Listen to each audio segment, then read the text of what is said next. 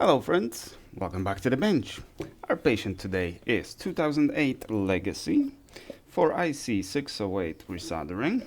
The clip is a little bit not pushed all the way in, so we know it has been opened by someone who doesn't know how to to close it back. But who was that? That was a repair shop. The customer took it to the local repair shop, which I always recommend because that saves you on shipping and stuff, and this is pretty basic repair. Any repair shop, in my view, that does any kind of microelectronics should be able to do that. So what they did, they even cleaned the chip. Look at that. They saved me some time. And they looked at it, that it does not need resoldering. And that is a rookie mistake, because it does need resoldering, and there's no way to confirm that with visual inspection. But I was thinking, if the customer brings you the device like this, right, and asks for something very specific on this device, meaning resoldering of specific chip, right? Well, wouldn't you assume that, well, perhaps the customer knows more than I do? Customer knows something I don't. I would assume that. And at least I would Google, and surprise, surprise, if you Google Subaru IC608, you're gonna find a whole lot of sources or a lot of videos, mainly from myself, and that explain this problem. And yeah, there's no way you can confirm that with visual inspection. So thank God for people who, or maybe I was thinking perhaps the other repair shop just figured, well, it's going to be a lot of work and doesn't look like it. Maybe they just didn't want to do it. That's why they send it back. Could be. Nowadays the majority of repair shops specialize in things like phones, tablets, laptops, and primarily, screen replacements, battery replacements, that kind of stuff, because that breaks the most, right? Your phone drops and you need a new screen. Your battery is dying too quickly, you want the battery replaced. Because, well, let's be honest, we're not in the same position we were a decade ago, getting a new phone every few months, because there was a new phone every few months, because so many companies were producing them. Now we kind of have like 3 companies that produce phones, and yeah, there's a new iPhone every year. That is pretty much the same as iPhone the year before. The time of great innovation kind of ended some time ago. Or the reason they send it back is that, they assumed, come on, we're the repair shop, we know better. Alright? Could be. Because there's a Dunning-Kruger effect, which occurs early when you start doing something, right? You gain a lot of you gain a little bit of experience, a little bit of competence, but you're technically incompetent at that point, but your confidence level is very high because you get a lot of results quickly and it's fascinating, and so that's normal. Everybody suffers from Dunning-Kruger effect at some point, or at least that's my opinion. But other than Dunning-Kruger effect, there's also this effect when you actually are competent, you've been doing something for a long time, and your confidence is high because you are competent. But from time to time, problem like this appears, right? And the customer that is not a technician actually knows something you don't, right? but your assumption is that the customer doesn't know what they're talking about. I mean, maybe. I don't know what the situation was. I only know that Ian, the owner of this ECM, took it to the local repair shop in New Hampshire, and they said it doesn't need resoldering. So now we're gonna fix it. We are going to resolder it despite how it looks. Okay, because that's what we do. Now, meanwhile, let's talk a little bit about the economy and the job market. Because I must tell you guys, I'm kind of tired. I'm kind of tired of hearing this. It's not like do you know this guy and with yellow glasses from Florida, walking around the beaches and talking about real estate and job market and economy? I've watched pretty much every single one of his videos because it's kind of a new. I didn't check exactly, but it seems like he's been on the platform for about a year, maybe less than a year. So that's considered relatively newcomer, right? So it's not hard to just watch his entire library, and so I've watched a lot of videos from him. And is he wrong? He's not wrong. His advice is sound, but it's kind of like the advice: don't put the finger in the fire, or justice for all people. It's kind of this level of advice. It's nothing really actionable. But the advice is sound, advice is good. I agree with him, but we made it to the point where now you're just kind of beating the dead horse. The entire library could be summarized in like 3 videos, max. One on economy, job market, and real estate. The guy was in real estate for years, so yeah, he knows what he's talking about when it comes to real estate. But his assumptions go way far, or maybe let me put it this way: like every video, like the last one was, people can no longer afford their pets, right? Well, because what, your neighbor had to get rid of the pet? I got rid of a pet. Okay, means nothing. The same with people can no longer afford to pay for their cars, because you see 3 people getting repoed, 3 cars getting repoed. People can no longer afford to pay the rent because that guy just got evicted. And that's all true. I know you see it, but let's consider this. First of all, you're in Florida, and I know he doesn't only do Florida. Okay, he does. I've seen it.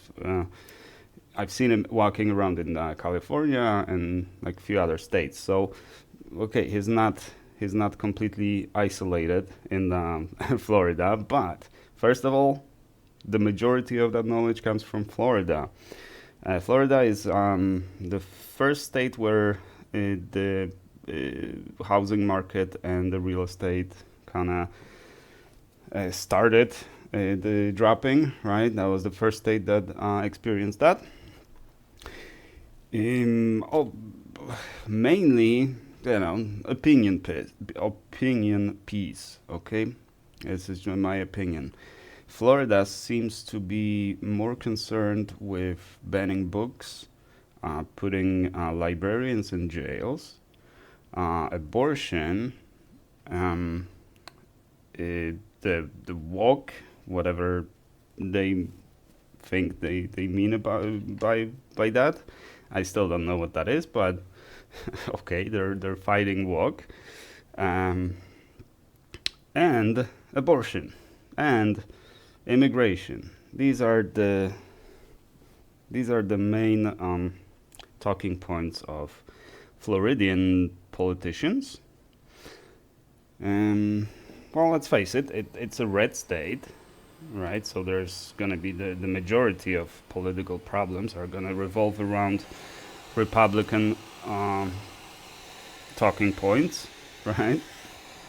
So that's all fine, but at some point you have to, you know, just focus on the real problems, right? Problems at hand,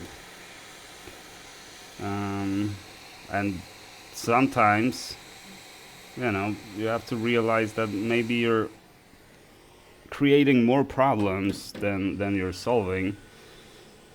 You know, I doubt the I doubt the problem of woke or whatever is such a huge problem that we need to address it right now, or transgender, or you know, all that stuff. Well, what do you care?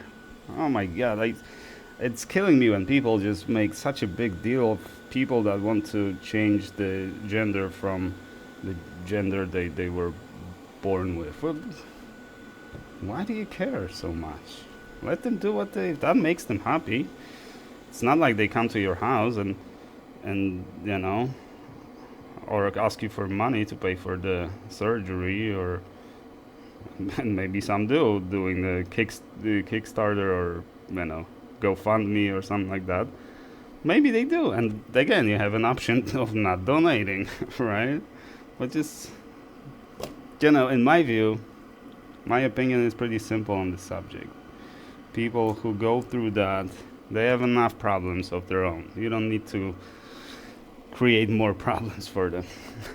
But that's just my opinion. I fully understand that it makes some people uncomfortable, and some people are religious of this or that religion, more or less religious, and okay, fine. Let's discuss that in church.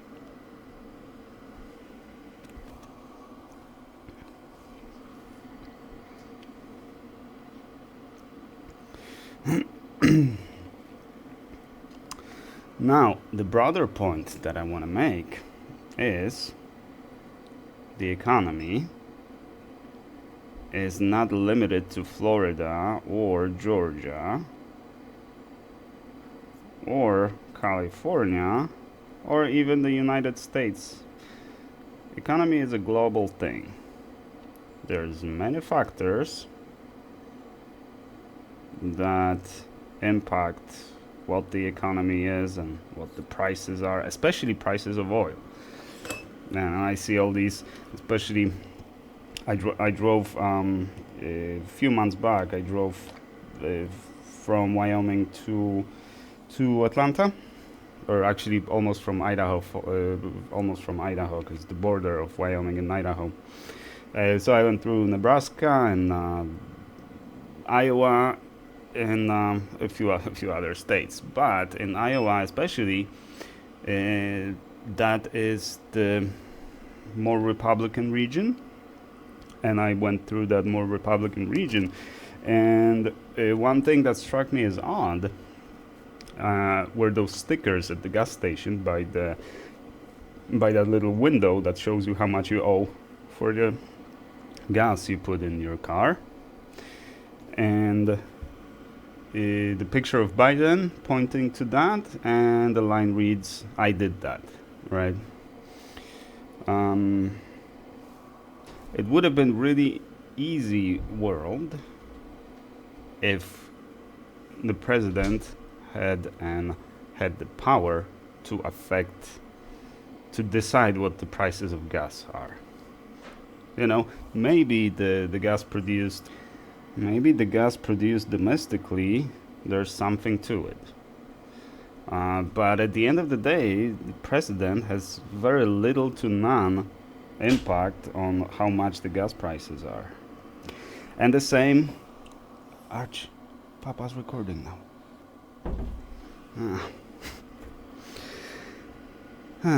Yeah, so my son is running around with his butt naked. I'm gonna have to do a whole lot of editing on this video. Otherwise, I'm gonna be cancelled on YouTube for you know what. Anyways, The economy. The economy. It's a global thing. It's a big global thing. Um, the main points that the yellow glasses guy makes is that it's so bad. It's really bad. And actually, Eli, the computer guy, lately also starts saying that, well, you're not allowed to say that you can't find a job, or you're not allowed to say that the economy is bad because it makes people feel bad or something like that. Well, who exactly tells you you're not allowed to say anything? This day and age, you're not allowed to say. It's kind of like those people, complaining they are being censored on YouTube, talking to their hundreds of thousands of subscribers, and they have audacity to say they're being censored because their video got demonetized. Oh my god, you guys should really think twice before calling that censorship, because it's really offensive. To me, it's offensive. I'm sorry, but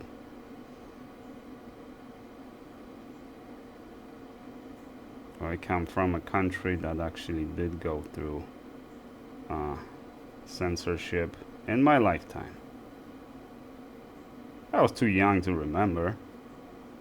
I don't know. I was like 6 when was it 5 or 6 when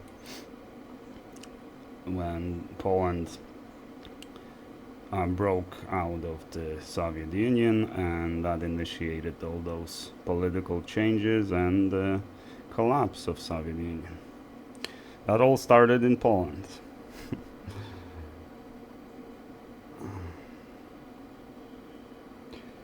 So, my point is that, it's not like I was there. It's not like I was being censored as a 6-year-old, right? But at least I know what it is to be censored, because a lot of, especially humor, like comedians, had to dress their jokes. Like, you know what they're talking about. In other words, you know what they're talking about, and they're talking about stuff they're not allowed to talk about. But since it's the humor, and they just kind of hide it, behind a story, maybe, right? A joke, then I don't know. It made it through censorship. But everything back then had to go through censorship. Anyways. The main talking point is that our economy is so bad. It's so bad. And let's not even touch the subject, whose fault is it? Is it any person's fault, or pandemic's fault, or I don't know, maybe we'll talk about it briefly. But the situation is bad. Well, let's go back to our main point, that economy is a global thing. So maybe go with your research, kind of consider that there are other countries in the world, and they need to cooperate for goods and services that you receive every day. More than one country is involved. And this chip, right? Few countries were involved to build this ECM, right? Some parts come from that country, some labor comes from that country, and some parts are built there and shipped there. It's a complicated thing. Supply chain, especially, is a very complex subject. So, what is our inflation right now? It is hovering roughly at around 3.5%, which by economists is considered healthy.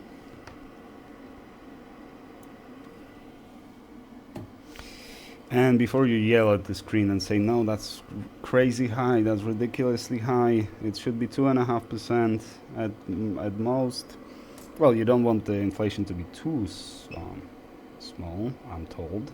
But let me just preface this that I'm no economist. I'm a technician. I repair ECM. Okay. But inflation in Poland, which is my country of origin, as you can see over there, that's my flag. That's the flag of Poland. The inflation, if you had to guess, take a wild guess, what would be the inflation in Poland? Obviously, you can Google it. But if your guess was, well, maybe 6%, maybe 8%, it's got to be higher, right? Otherwise, I wouldn't be talking about it. Well, it's closer to 20%. 20%, 1/5 is the inflation, So please don't complain about 3.5% inflation. Alright, look at Greece. I actually didn't check the numbers for Greece, and I think they're doing better now, but their economy collapsed a few years back, and I heard that it was mainly because they switched to euro, and that's what caused it, but I don't know.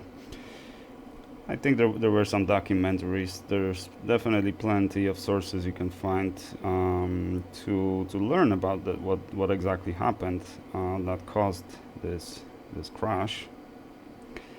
But it was the worst place in Europe to be in, economically speaking, right? Because they have good weather.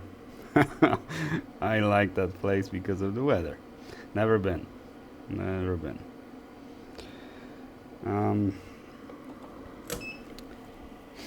But inflation in Poland close to, well, in 2022 it was 17%. Now it's close to 20. Close to 20% inflation. Okay, unemployment. Unemployment in the United States is at, I had a note here somewhere, 3.9%. You know what? At what point would you be happy with the unemployment numbers, right? If the unemployment is 0,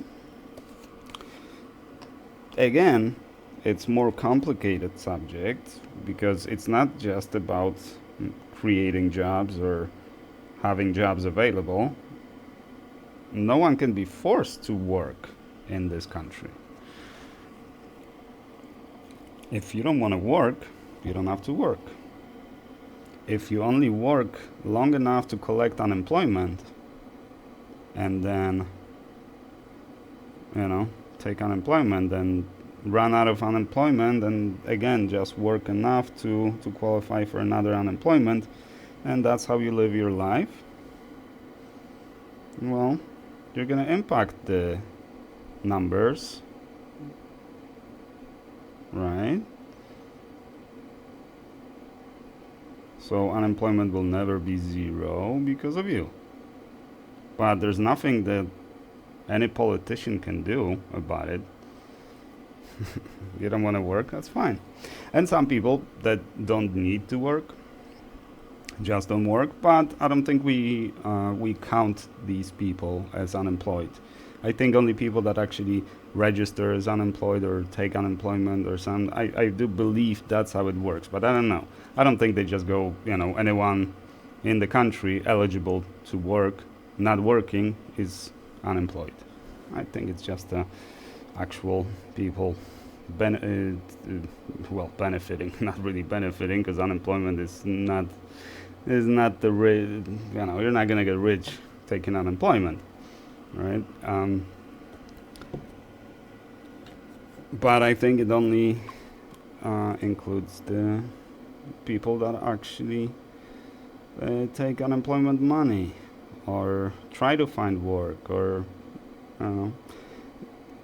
it doesn't include just anyone eligible to work, especially in this country where it has changed since then, but when I was growing up in Poland, it was typically your first job would be at around age of 26. Why 26? Because you study, you go to schools and stuff, you study until the age of roughly 24, 25, and obviously no one wants to hire you. You're fresh out of school, you can't really do anything.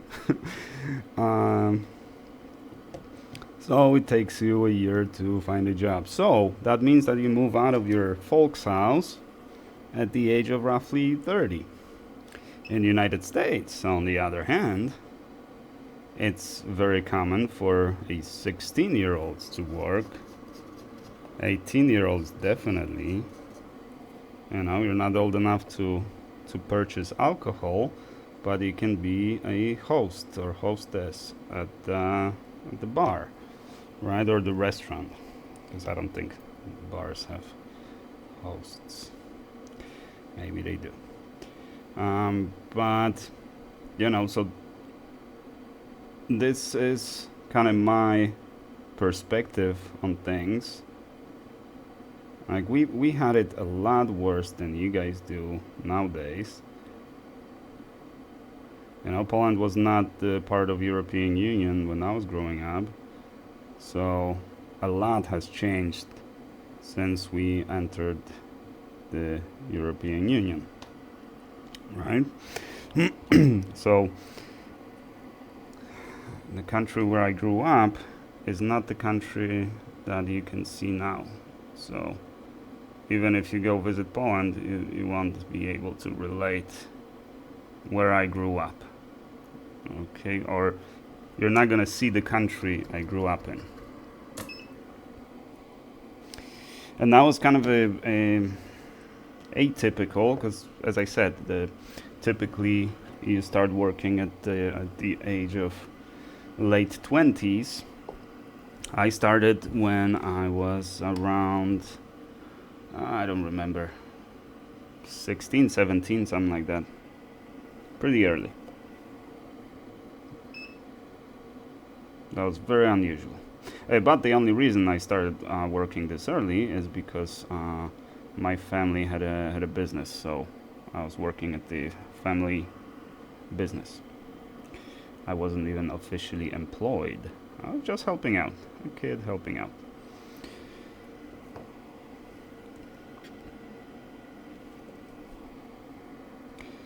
Anyways, unemployment in Poland right now hovers at 5.4% last time I checked. But those numbers are actually not very, maybe not inaccurate. They're not inaccurate. They are accurate, but the numbers are only polled during the time of the lowest unemployment, right? In the season of like summer, when there's a lot of seasonal jobs. That's when they count unemployment. They never do that during winter or, times where it's hard to find any job, because that wouldn't be good. And that's one of my points I want to make here, that definitely we are right now in a year of general election, right? So certain numbers that we see are going to be inflated, deflated, for the sake of election. So I'm guessing next year we're gonna know the actual numbers.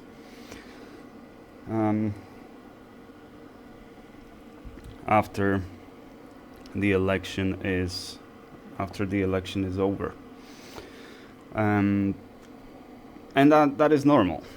That is normal. That's just how it works. That's how politics work.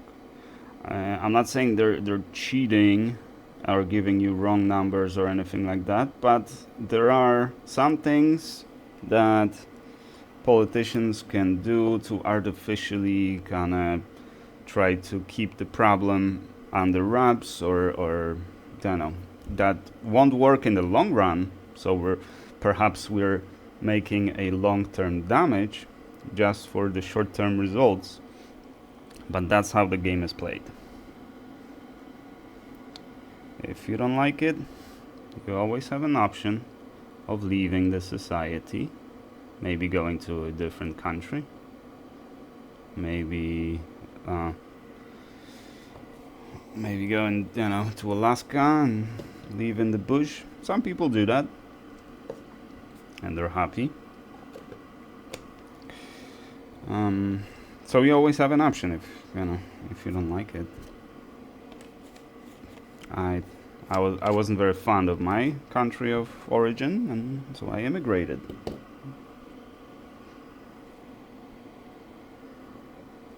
So now I'm not allowed to complain about the United States because I chose this country. But I chose this country because show me a better one. I mean, there are better ones, but show me a better one that has lenient immigration laws. By lenient immigration laws, meaning I'm not saying that it didn't take 3 years for me to get all the papers in order and stuff, but that was primarily our delays and stuff like that. And that was another election, because that was when Trump got elected, and he tried to change too much too quickly and made a whole lot of mess, to the point where there were like 2 offices across the United States to process all the papers. So you would wait months for the rejection, pretty much for the rejection. That's what happened the first time we applied. Anyways, what was I saying?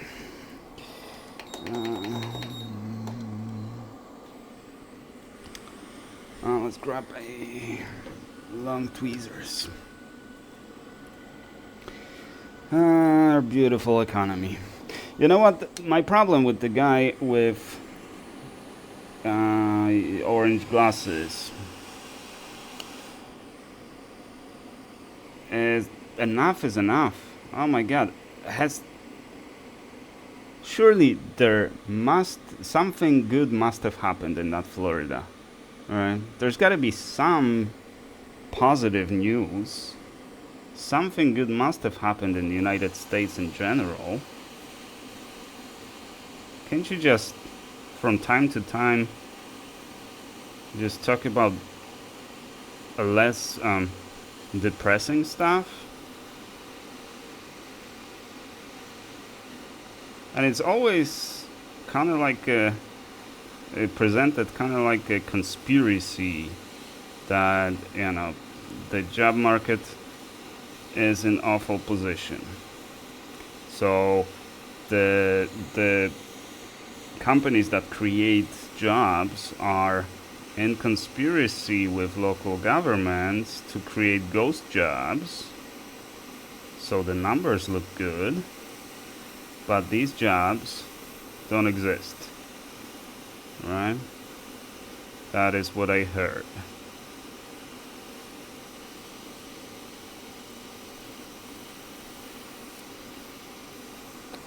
Now,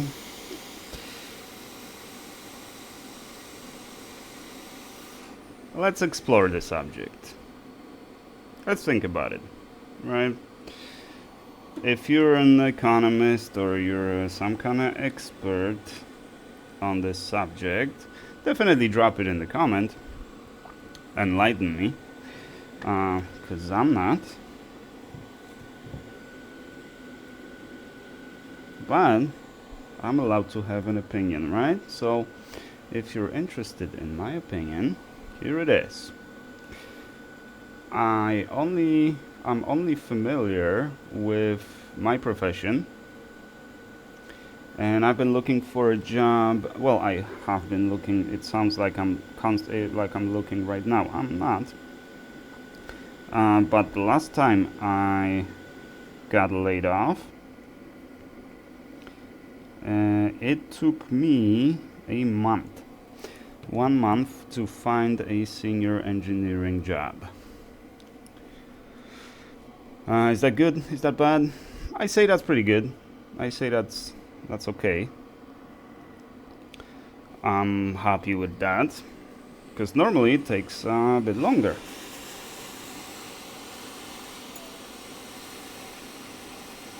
The job I got before that, it also took me roughly around a month. So my average of finding a job is roughly around a month.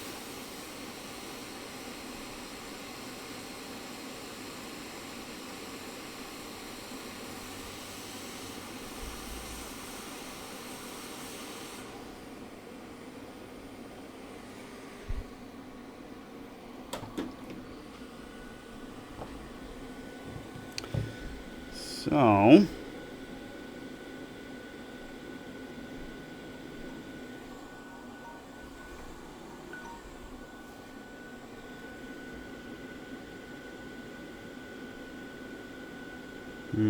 still okay, we still need to go a little bit to the right. It's still shifted a bit. We need to push it from this side. Just a little bit more. For some reason it doesn't want to sit today. Well, some days are like that.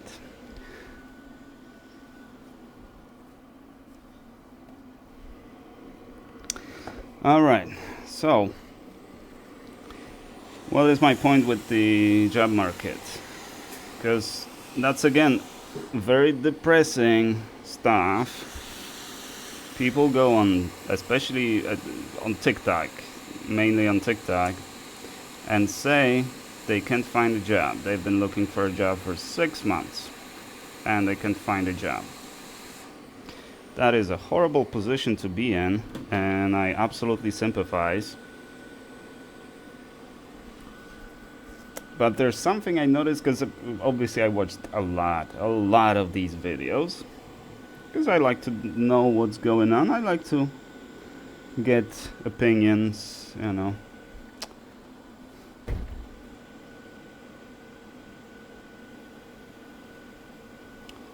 From other people. Alright, just know what's going on, kind of thing, right? And one thing that I noticed was like all these people are kind of struck me as emotionally unstable. Because, well, consider that. You can't find a job. What do? You go on TikTok and you basically yell at the camera and ask questions like, why won't you hire me? I'm such a good worker. I don't need, like, especially one lady saying like, I want to work for you. I don't need a charity, or I don't need a favor, something like that. I just want to work. I want to work for you. And I'm looking at it and I'm thinking, would I want to work with that lady?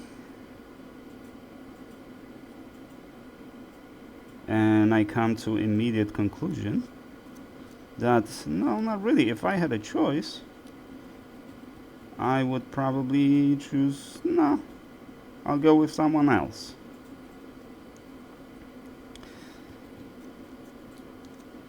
Let's consider the decision making over here.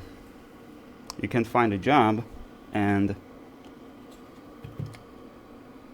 you start blaming the job market. And maybe the job market is to blame. Maybe it is. But does it never occur to you that if you can't find a job in 6 months, then maybe there's something you should improve? Especially when I hear arguments like, you know, I'm 40 now, and the last 25 years I never had a problem finding a job. Now I have a problem finding a job, so that means the whole market has changed. The job market has changed, right? Which could be true, don't get me wrong. It could be true, but also it could be true that you are no longer a desired material on the job market, because now you have to compete with 20-year-olds, 18-year-olds, 25-year-olds, and you're 40.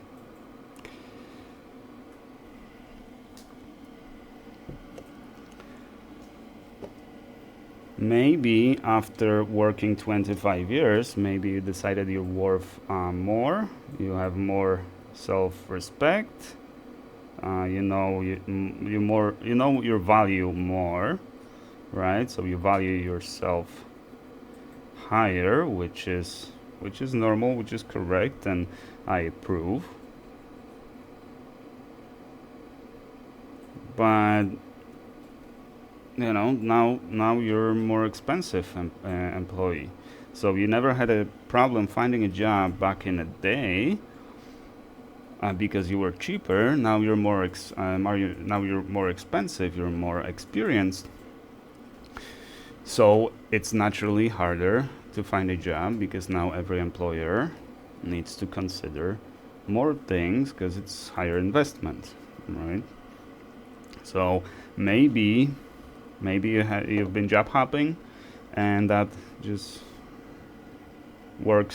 doesn't work in your favor. Maybe that's why they don't want to hire you. Maybe indeed there's just too many people applying for those jobs and not enough of those jobs. Could be that the market is in what it is right now.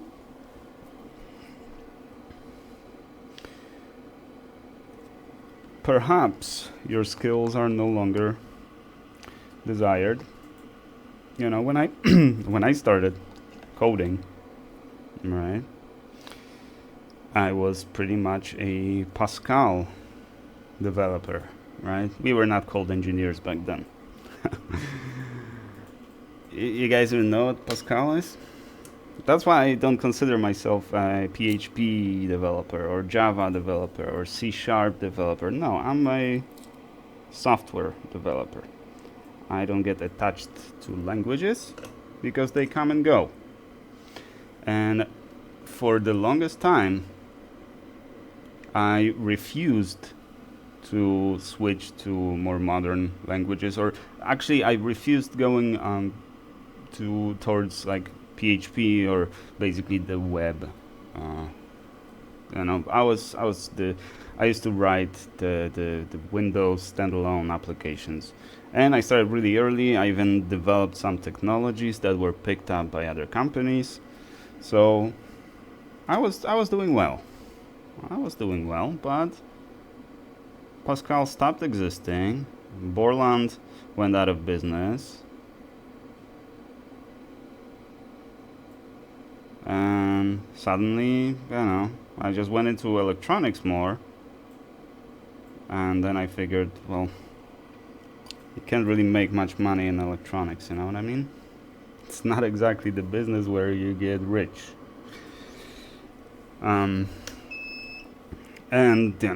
I had to make some money because it was time.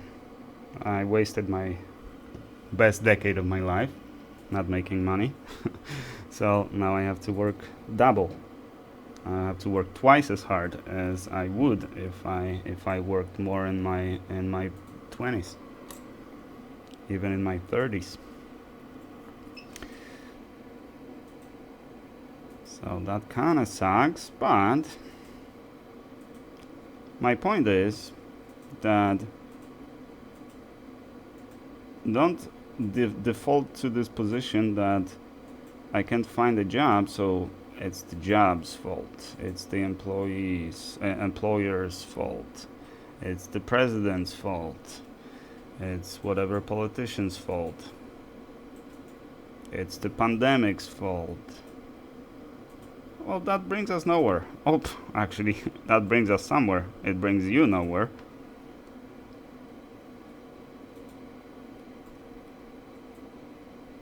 And as a final resolve, you resort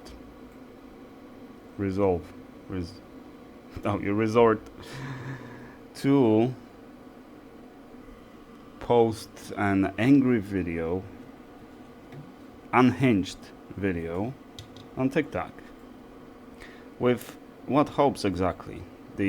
Some employer will see your video and say, "Oh my God, that guy's gotta work for me." My That was so funny. My wife watched the Britney Peach getting fired video that she herself published. So again, we already talked about that. But there was a comment. She told me that there was a comment because I told my wife, like, she is probably unhireable for at least a little while, maybe a long time. Because once you go viral, sorry, the CEOs lost their jobs and houses and cars for less than that. So I said she's probably unhireable for a long time. And my wife said that there was a comment, like someone said that if I had a company, I would hire you. To which I said, well, that's why that person doesn't have a company, because these are the decisions they make. You don't hire someone because you feel sorry for them.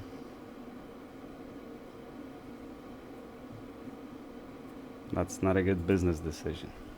And as a business owner, you have to make business decisions. You have to make good decisions. What's wrong with these Q-tips?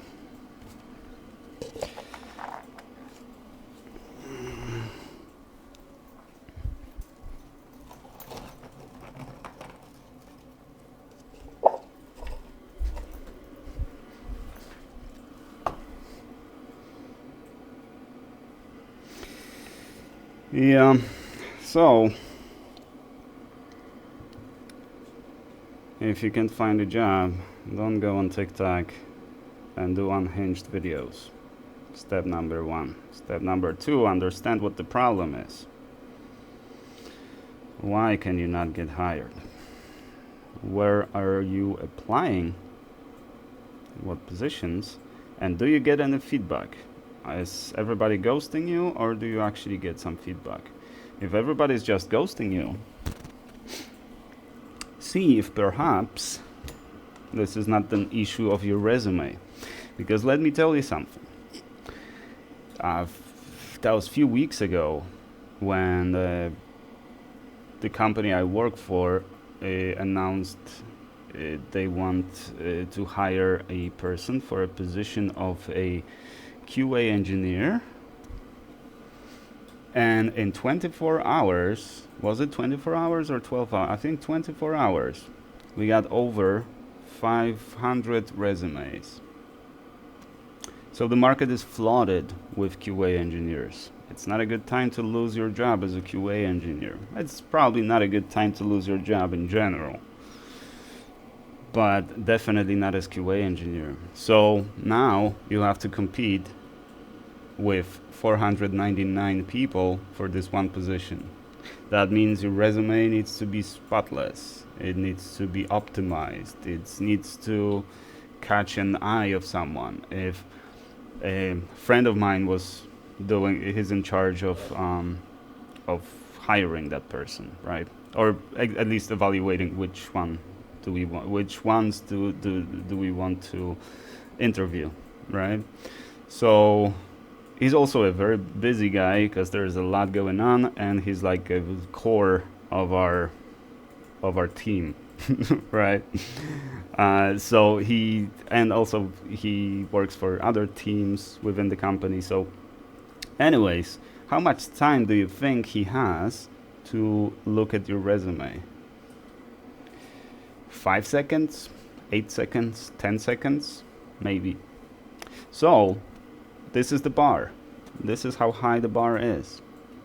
And you gotta start playing the game. Yeah, for the past 2 decades, you managed to find a job by just filling out an application at the place, or just handing your business card, or I don't know, a piece of paper with your name and phone number. Maybe that worked. It doesn't work now. Just accept it. First of all, understand it, that this is the problem. Accept it. Then do something. First, just find out what you should do. Just analyze the situation and see what you can do to make it better. Why does it look like it's shifted still? Because just complaining and blaming everything and everyone around is not going to bring you any closer to your goal. I can guarantee that.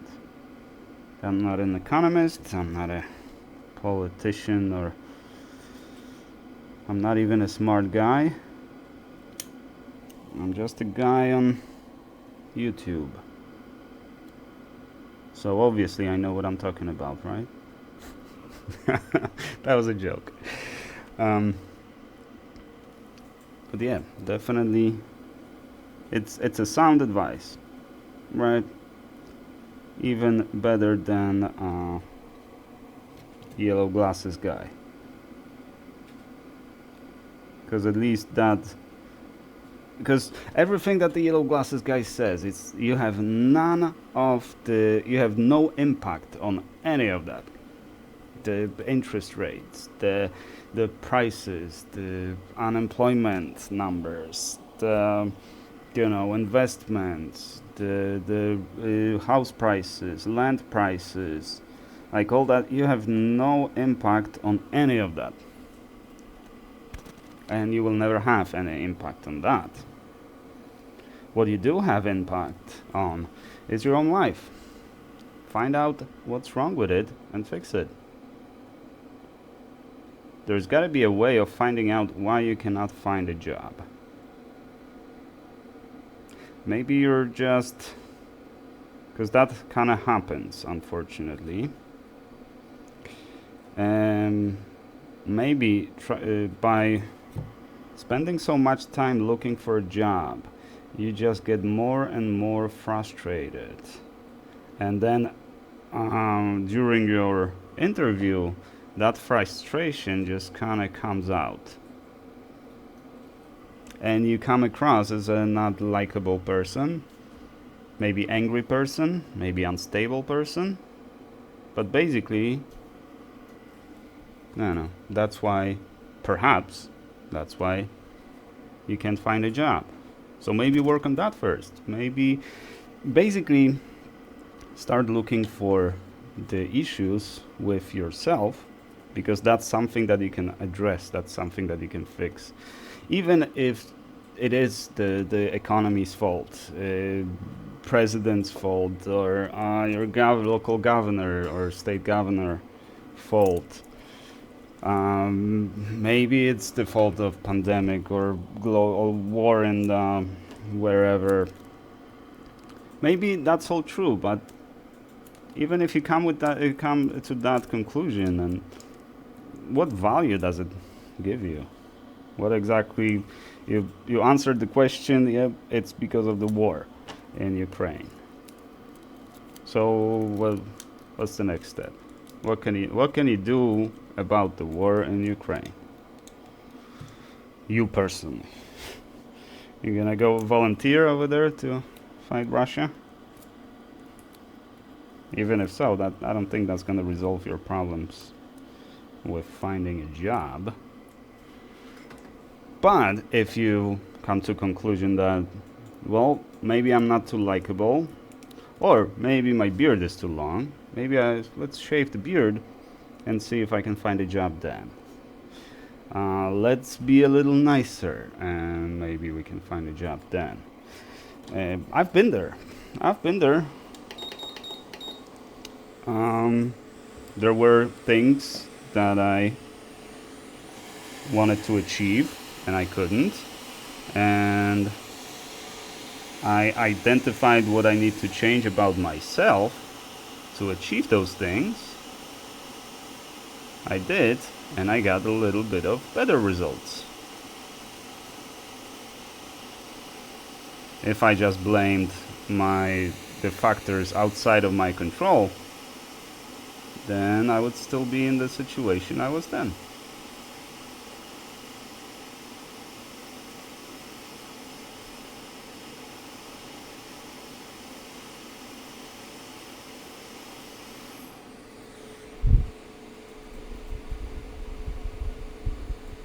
Too much? Too much. I think too much. Let's do a bigger zoom.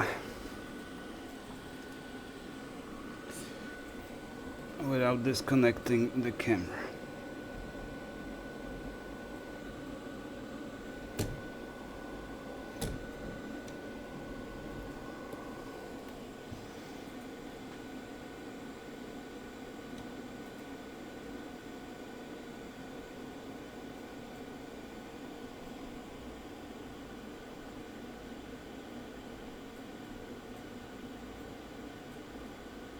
Yeah, I think the left side needs to go up a little.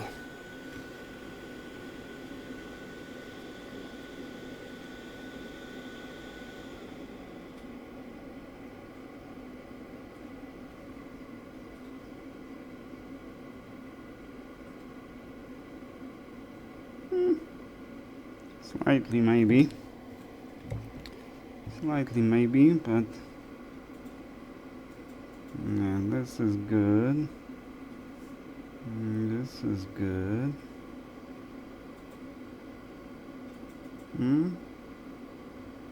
So how do we get...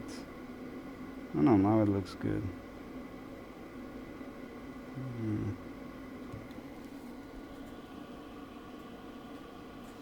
Okay, this should be good. This should be good.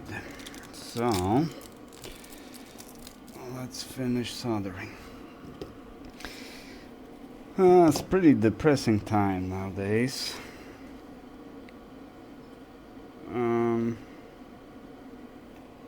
Because, don't think that I'm too optimistic. Like, you know, I'm just tired of this, of people just constantly saying the same thing, not really giving you anything to work with, not giving you solutions, and just saying, well, it's so bad. It's so, oh my God, it's so bad. That's what I hear. Friend of mine watched like these Polish channels, also around politics and economy and stuff like that. I don't, but we've been we lived together, so I've been seeing those videos, right? And it's just every single video is kind of titled like there is a fifth world war coming tomorrow, basically. And that's the same issue with the yellow glasses guy. Like, everything is so depressing that's titled like we're literally, the end of the world is coming tomorrow. Every day it's coming tomorrow. And that is depressing, annoying, frankly, and counterproductive. Because what are you gonna start doing now? You're gonna start saving more money, spending less money, which, you know, it's not necessarily a bad advice, but that's gonna contribute to the state of the economy. Right, that's gonna bring our recession faster. And I'm not saying recession is not coming. I'm not saying recession hasn't started already, because it probably has. We just don't see it yet. And I've been for the past 2 years, maybe a little less, I've been telling my wife that this year is going to be tough, or next year is going to be tough. So I said that about 2023 and 2024. 2023 actually was not a bad year at all. It wasn't great, but it wasn't bad, or not as bad as I thought it would be, or made it to be, to expect it to be. And 2024 so far is looking okay. We're not even halfway through, so we'll see. But so far, it's looking okay. So my wife is annoyed that I keep saying the recession is coming, but it's still not coming. Well, as I said, maybe we are in recession already. It's just we don't see that impact because there's a lot of cushioning factors right now because we're in the election year. That is absolutely normal. I don't approve, obviously. I think that's disingenuous, and yeah, I don't approve. But that is the reality we live in. You gotta adjust to the reality, or you can change it. Yeah. But one thing that is not gonna make anything better is just complaining about it, and especially doing 3 or 5 videos a week talking about the exact same thing and just making people so depressed. Depressed and annoyed. Come on, from time to time just go to that beach and just walk around and appreciate the nice Floridian weather. Okay?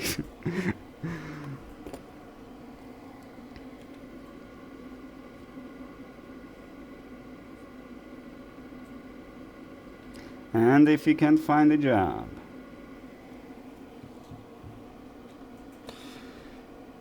maybe do the same. Maybe take a deep breath, reevaluate. Maybe it's time to switch profession. Maybe your profession no longer is in demand at all. That's what I would say, you know, if you're a QA engineer and you just got laid off. In US, obviously. I don't know about the other countries at the moment, but in US, if you lost your job as a QA engineer, it's not going to be a pleasant experience. See if maybe you can switch over to, I don't know, data engineering or software engineering. Well, that's also probably not the best choice because entry level is kind of dead at this point. And the same because I mentioned Eli, the computer guy, is talking about those jobs. He does these like kind of a sessions, like the education basically, right? So he does YouTube to fund the education, the pretty much free education.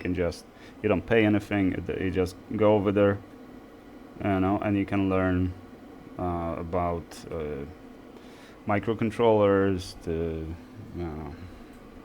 build some blinking LEDs or some motors, some AI or machine learning, computer vision, all that kind of stuff.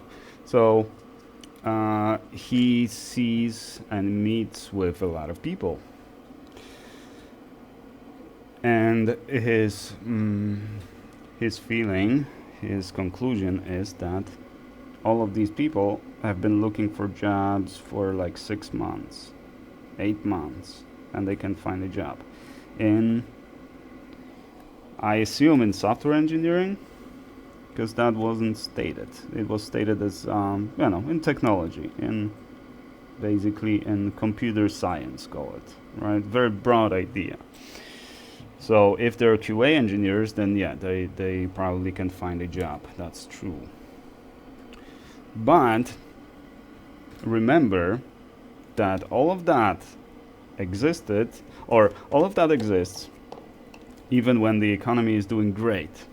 You're still gonna see people getting laid off. You're still gonna see cars being impounded, repoed. You're still gonna see people getting evicted.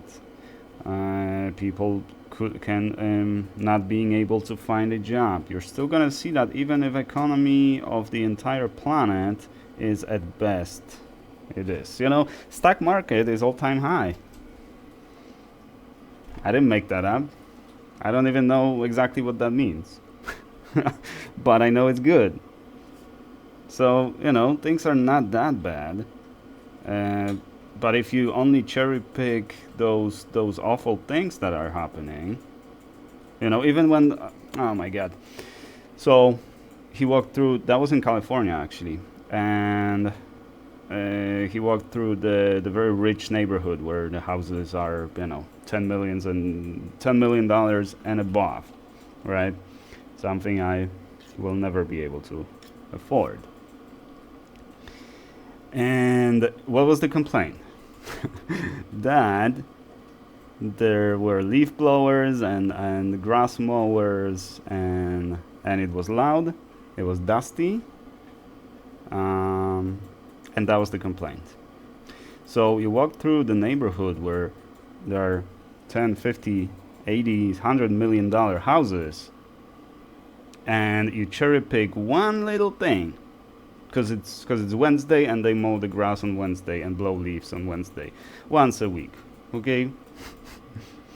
So your general complaint is that that's no good because it's loud, it's dusty, it's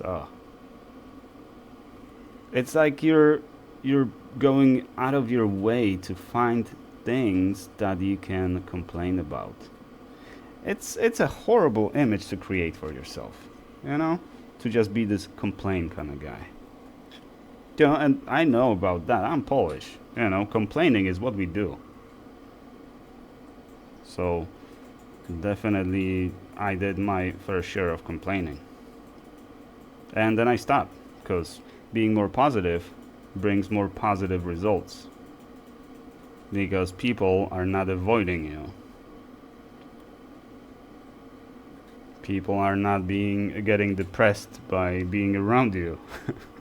Yeah, when times are tough, and Poland as a nation went through some tough times, so maybe that's why we're kind of a nation of people who complain, and no matter how good it is, it's always not good enough. And maybe that guy is Polish. Maybe that's the whole problem of the guy. He's just Polish. No, he's not a complainer. He's just Polish.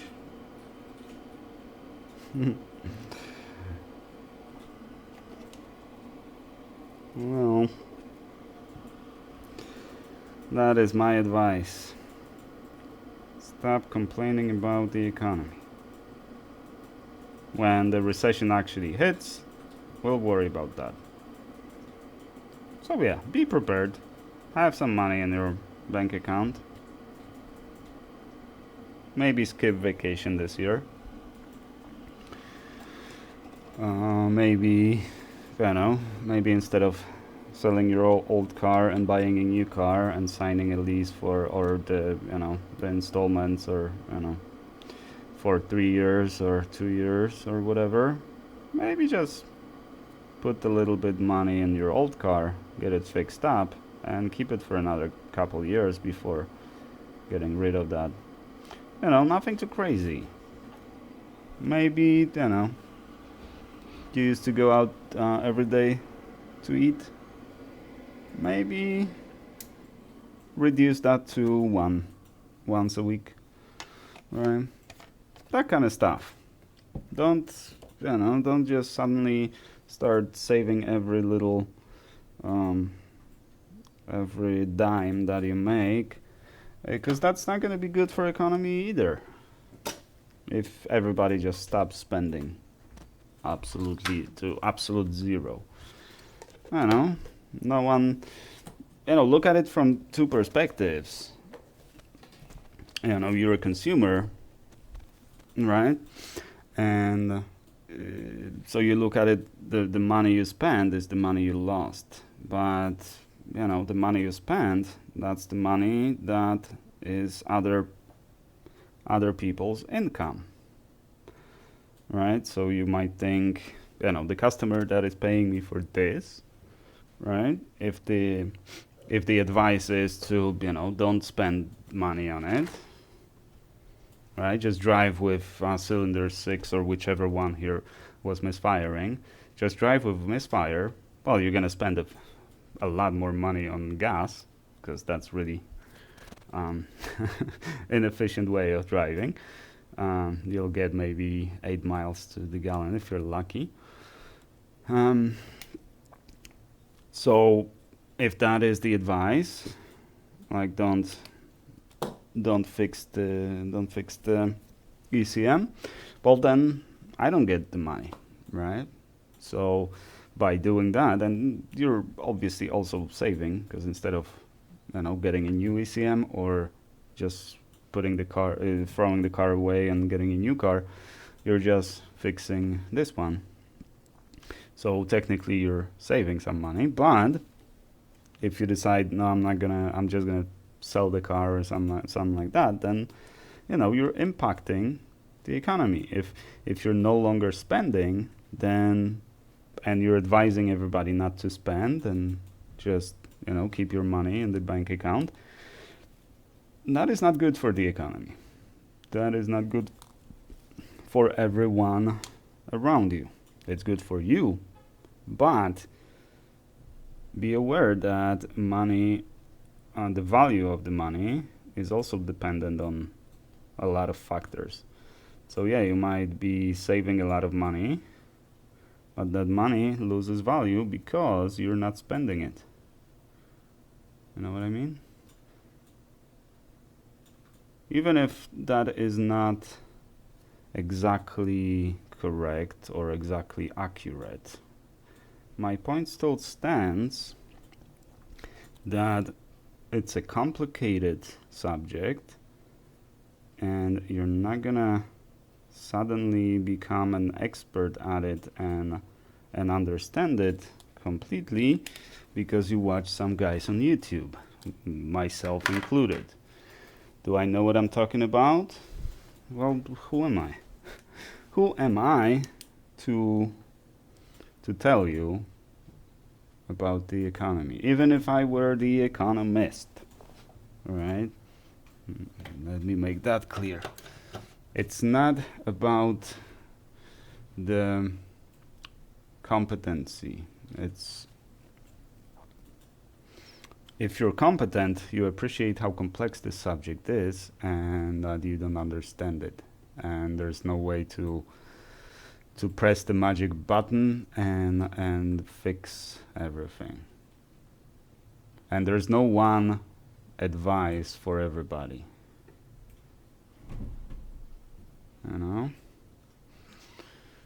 Just be realistic, man. And stop watching those channels that just have pretty much one video and the same video every day, and they keep getting a lot of views on that.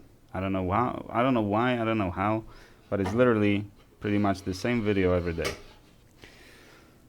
Alrighty, that was probably the longest rant because I couldn't align this chip for the life of me.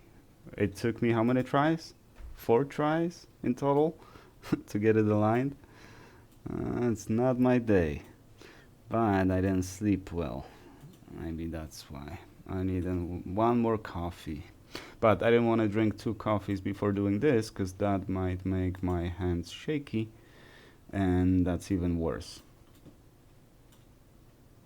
Although sometimes when I do this with shaky hands, it actually works a lot easier because somehow shaky hand is better for aligning chips. I have no idea why, but that's how it works sometimes. You see, not everything is intuitive. Some things are way counterintuitive. So, yeah. Anyways, so Ian, thank you very much for your business. Your ECM is gonna be on its way to you, perhaps today, if I make it to the UPS store, because they close early today. Well, it's 7:30 right now. I actually had a pretty early start, so hopefully I'll get it on its way back to you today. Thank you for prompt payment, and thank you fellas very much for watching. I hope I didn't bum you out too much or got you depressed. Maybe a little maybe next time we'll do a little more uplifting video.